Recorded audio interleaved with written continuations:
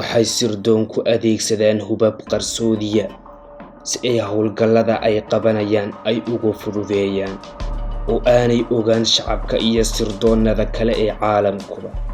waxaynu barnaamijkeennan maanta ku eegaynaa qaar ka mida hubabka qarsoodiga. baaskoolada u eegay labiska amaba rooseetada. waxaa hubkan la ogaaday xilligii uu socday dagaalkii qaboobaa, waxaana samaysay sirdoonad ka tirsan midowga Suufiyeed. wuxuuna ridayaa rasaas yar miinooyinka ku shaqeeya soolarta ama cadceedda, waxaanay cadceedda ka soo nuugtaa awoodda ay ku qarxayso, waxaanay geysataa burbur baaxad leh, waxaanay qaraxdaa marka la hadheeyo amaba meel mugdi ah la geliyo, waxaanay sirdoonku ku qarxiyaan gaadiidka iyo waxyaabaha la midka. baaskoolada golofiska. waxaa hubkan sameeyey sirdoonka midowgii Suufiyeed xilligii dagaalkii qaboobaa. qofka adeegsanaya baaskooladan waxa uu ka ridi karaa marka uu dhaqaajiyo fartiisa, wuxuuna wax ka tooganayaa masaafooyin dhowdhow oo keliya. hubkan kale waxaa loo eekaysiiyey qalinka, xajmi ahaanna way isleegyihiin, wuxuuna awood u leeyahay inuu toogto bartilmaameed cayiman. waxaana sirdoonku adeegsan jireen qarnigii la soo dhaafay qoriga bakooradda ah.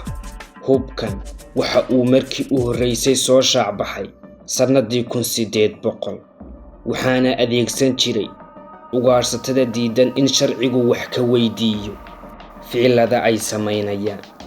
waxaana lagu sameeyey horumarino badan. markii ugu dambaysayna waxaa lagu qabtay sirdoon u shaqaynayay midowgii Suufiyeed sannadii 1969. kabaha mindida waxay markii ugu horreysay ka soo muuqdeen filin uu sameeyey James Bond, waxaana adeegsada sirdoonka Maraykanka. dallaayada qorraxda.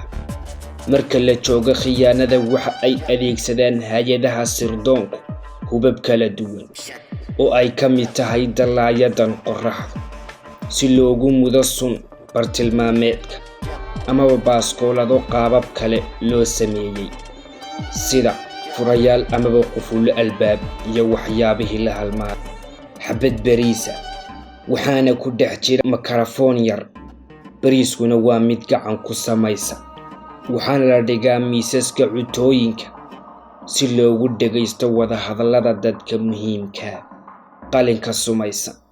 waxaa laga helay sirdoon u shaqaynaya Kuuriyada Waqooyi, waxaana ku dhex jirta tuumbo ay suni ku jirto, waxaanay ka caawinaysaa inuu bartilmaameedkiisa ku dilo si dhaqso ah oo weliba qarsoodiya.